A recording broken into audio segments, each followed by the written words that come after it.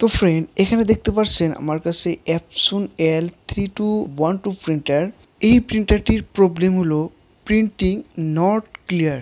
যদি আপনার প্রিন্টারের এরকম প্রবলেম হয় অথবা আপনার প্রিন্টারের ব্ল্যাঙ্ক পেজ প্রিন্ট আউট হচ্ছে, সেই ক্ষেত্রে এই ভিডিওটি আপনি সম্পূর্ণ দেখার জন্য চেষ্টা করবেন।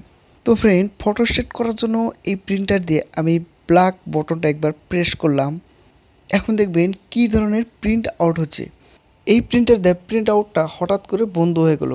আপনার এখানে প্রিন্ট আউট দেখুন ঝাপসা ঝাপসা এবং কত সময় ব্ল্যাঙ্ক পেজ প্রিন্ট আউট হয়। ভিডিওটি সম্পূর্ণ দেখলেই বুঝতে পারবেন কিভাবে এই প্রবলেমের সমাধান করতে পারে। তো বন্ধুরা, আমি চলে যাব আমার ল্যাপটপে।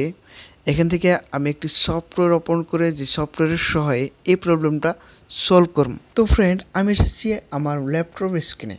এখান থেকে আমি সেই সফটওয়্যারটি ওপেন করব, যে সফটওয়্যারের নাম এপসন অ্যাডজাস্টমেন্ট প্রোগ্রাম। যদি কোনো প্রয়োজন মনে করেন আমার হোয়াটসঅ্যাপ নাম্বার দেওয়া আছে, নক করবেন। এখন এই সফটওয়্যারটি আমি এখান থেকে ওপেন করে নিলাম। এখানে দেখতে পাচ্ছেন এপসন অ্যাডজাস্টমেন্ট প্রোগ্রাম। আমি নিচে চলে আসবো পার্টিকুলার অ্যাডজাস্টমেন্ট মোড, এখানে ক্লিক করলাম। ক্লিক করার পর দেখুন এখানে মডেল নেম, এইখানে ক্লিক করলে অনেকগুলো প্রিন্টার মডেল চলে আসবো। এখান থেকে আপনার কোনটা প্রিন্টার সেটাকে সিলেক্ট করে নেবেন। আমি নিচে চলে আসলাম, এখানে 3210 এটাকে সিলেক্ট করলাম। এখানে দেখতে পাচ্ছেন পোর্ট, এটাকে আমি অটো রাখলাম। তারপর এখানে ওকে করে দিলাম। ওকে করে দিলেই কিছু সময়ের মধ্যে এই ধরনের ইন্টারফেস চলে আসবো। এখানে দেখতে পাচ্ছেন মেনটেন্সের এইখানে আপনি দেখবেন হেড ক্লিনিং অথবা তারপর নিচে দেখবেন ইনসার্চ। আমি জাস্ট ইনসার্চ এখানে সিলেক্ট করে এই ওকেতে ক্লিক করে দিলাম। ওকেতে ক্লিক করার পর আপনার সামনে এই ধরনের চলে আসবো।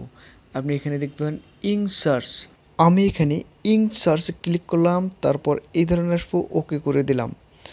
ওকে করে দিলেই এই ধরনের আপনার সামনে কম্পিউটারে এভাবে ইনসার্চিং নাও এই ধরনের চলে আসবো। তো এখন আপনার প্রিন্টারটা লক্ষ্য করবেন, দেখবেন আপনার প্রিন্টারের অনেক সাউন্ড করতেছে এবং এখানে লাইট, আপনার যেটা পাওয়ার লাইটটা এই ধরনের ব্লিঙ্কিং করব। আপনার এই কাজটি কমপক্ষেও 5 থেকে 6-7 মিনিটের মধ্যে কমপ্লিট হবো। দেখুন এই ধরনের ব্লিঙ্কিং করব আর আপনার প্রিন্টারের সাউন্ড করব, ভিতরে হেড এদিক ওদিক লড়াচড়া করব।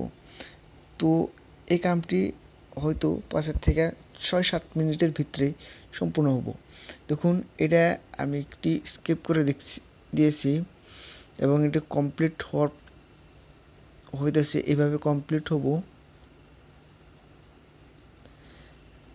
তো এটা কমপ্লিট হওয়ার পর আপনার প্রিন্টারটা এভাবে রেডি হবো। আর রেডি হওয়ার পর আপনি আপনার প্রিন্টারে জেরক্স করার জন্য কাগজ রাখবেন এবং এই প্রিন্টার দিয়ে জেরক্স করবেন অথবা প্রিন্ট আউট করে দেখবেন। তো আমি একটি কাগজ জেরক্স করার জন্য এখানে কাগজ রাখলাম। এই ধরুন এই ব্যাপারটি আমি প্রথমে দিয়ে রাখছি আর এবং জেরক্স করেছিলাম একটা। তো আমি একটি ব্ল্যাক প্রিন্ট আউট দিলাম, জেরক্স দিলাম, দেখতে পাচ্ছেন। এবার কিন্তু আমার প্রিন্টার দিয়ে অনেক সুন্দর এবং ক্লিন ফটোস্টেট হয়ে গেল। আগের এই ধরনের ছিল এবং এইমাত্র এই ধরনের প্রিন্ট আউট হইল। তো ভিডিওটি এখানেই। যদি ভিডিওটি ভালো লাগে অবশ্যই চ্যানেলটা সাবস্ক্রাইব করবেন, লাইক শেয়ার কমেন্ট করতে ভুলবেন না।